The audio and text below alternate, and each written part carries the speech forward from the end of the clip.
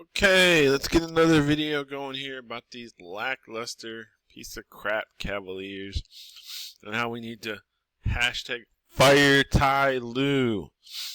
Now, I'm just up from a nap a couple hours ago. I slept during the game. I didn't watch it. I haven't even looked at highlights. I'm not going to look at highlights of a loss more than likely anyway. I enjoy the highlights of wins, but losses I don't necessarily want to relive, so to speak, even if I didn't watch them in the first place. But we look at the game here. I woke up to see, I figured we would win because, yeah, we aren't very good, but just a moment.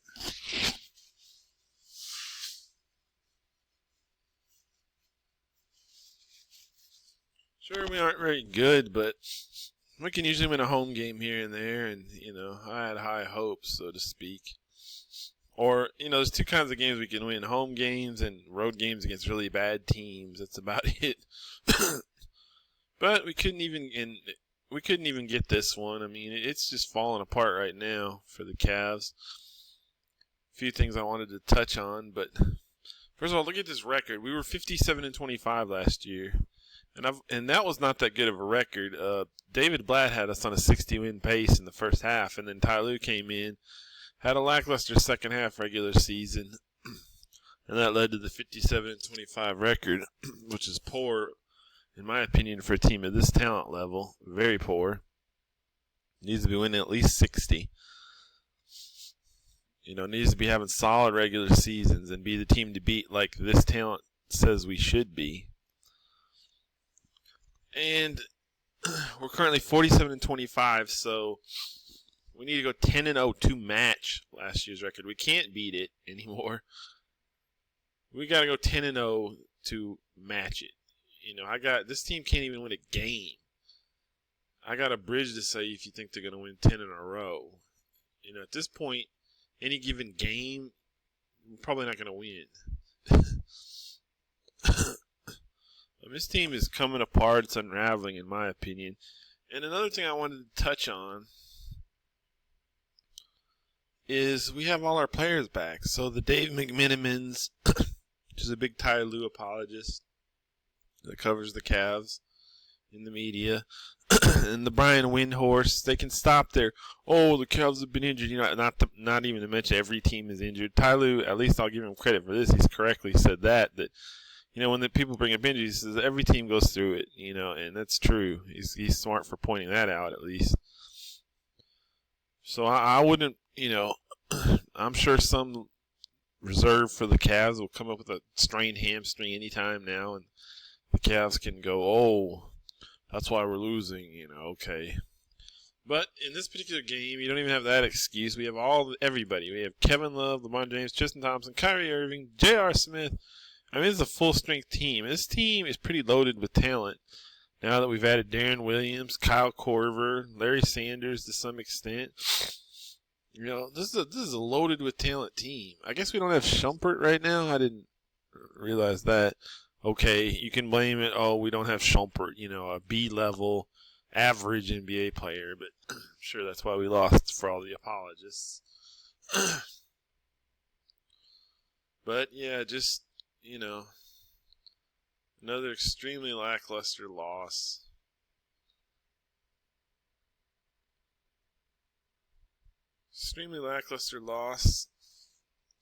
And so the Brian Windhorst, he gets on my nerves a little bit. He's kind of...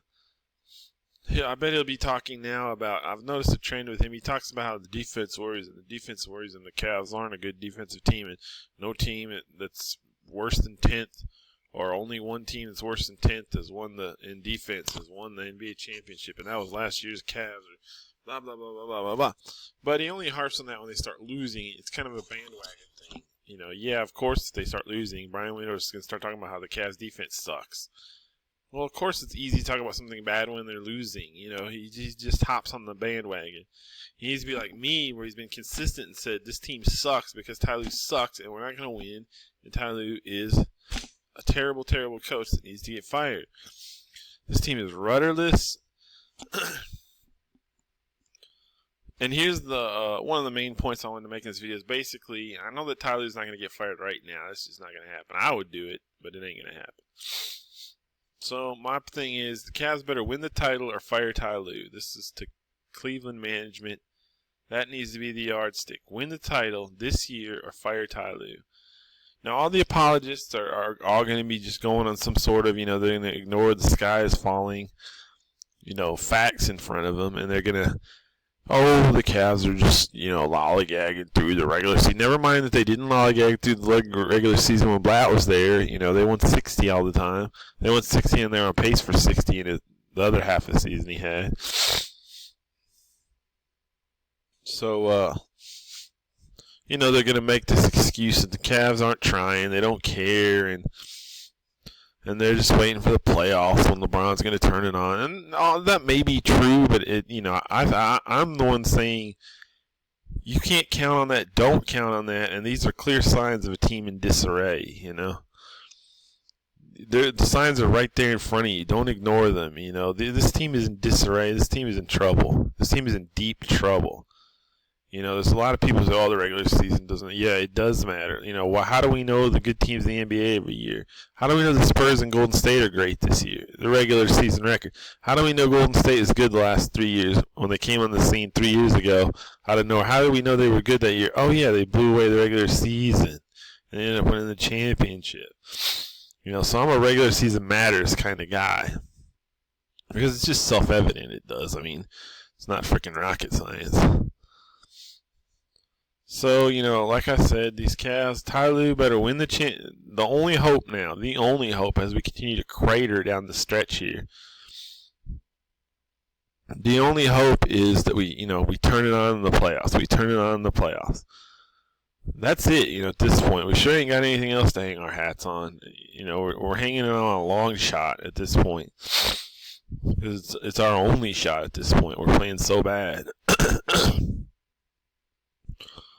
So my thing is that if Ty Lue does not win the title this year, pull another rabbit out of his hat, and then the Cavs, rise to the occasion in the playoffs and all that business, then we need to fire him, period. And I don't know, what the chances are of firing him, realistically. Let's say he makes the finals and loses the finals. Will he get fired? That kind of thing, I don't know. I would bet against it. I don't trust David Griffith's judgment a whole lot because he's the one who installed Lue in the first place, and so he's probably not going to be looking to make a change. But let's say we get to the conference finals and lose. What then? Those are the kind of gray areas. Let's say we get to the second round and lose. What then? How about a first round loss? You would think if we have a first round loss, they would fire Ty Lue, but I'm not so sure. I wouldn't put it past them to be that stupid to keep Ty Lue, even after a first round debacle loss, or second. What if it's second round loss? I don't know. I'm not sure. But my thing is, Ty Lue needs to win the title, not get to the conference finals and lose. The finals, NBA finals, and lose, but win the title or I fire him. That's it. Another interesting thing is look at these standings and how Boston is now just a half a game. We're not going to be in the 1 seed. Hell, are we going to hold off the Wizards for the 3 seed at this point? Or the 2 seed? We're 2.5 games up with 10 to play for us, but the way we're playing and they just beat us on our home floor, who knows? Are we even, could we even slip below the Raptors here? I mean, is everything on the table at this point? Okay, we got 10 games left. We can probably straggle to win 4 of them and hold on to the 2 seed, barely, maybe. That's about all you can ask out of this lackluster team. But I heard a podcaster the other day, and this was a couple days ago, just when the Cavs still had a game or 2 lead, just kind of mentioned matter-of-factly about how it looks like the Cavs are going to be the 2 seed, and that's true because if you look at the schedule, first of all, Boston's coming hard, and if you look at the schedule, the Cavs have a lot tougher schedule than the Celtics. like right off the bat, the Celtics have played 36 at home, 38 on the road. That means they've got two in hand. They've played a lot more on the road, whereas the Cavs are, I guess, even now in that department. So yeah. So I mean, you look at the Cavs schedule, and as bad as they're playing, they can't beat anybody anyway. So it's a moot point. But look at the Cavs schedule. They've got at San Antonio. You know, this crew, and this gets right back to why I say fire Ty Lue, because, you know, there's no reason we shouldn't have a chance to win at San Antonio. But does anybody in their right mind think we have a chance to beat San Antonio? I mean, we don't have a chance. You know, we don't have a chance, and that's just wrong. That's just Ty Lue for you, setting the expectations team so low based on what we see him doing every day, losing. You know, we've got at Chicago, we can beat Philly, we can maybe, I mean, any of these could be losses as bad as we are. But we've got at Boston. That's a key problem when trying to keep first seed.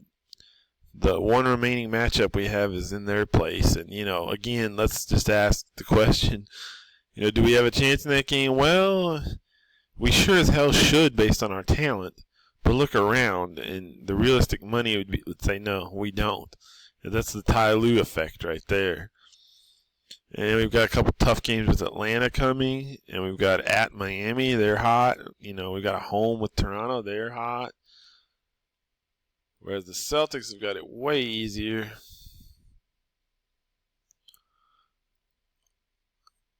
They've got it way easier.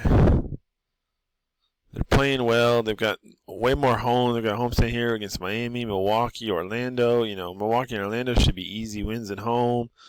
At the Knicks, you know, that's a win, very winnable. They've got us at home.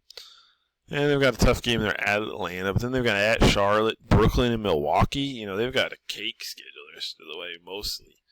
And unlike us, they could actually beat Miami no problem. You know, they're actually a good team. Unlike the Cleveland Cavaliers, who would just finish losing a back-to-back home and road to Miami not long ago. To me, the Celtics are the difference in a good coach team versus the Cavs, a bad coach team. Look at the Celtics. They're tightly run.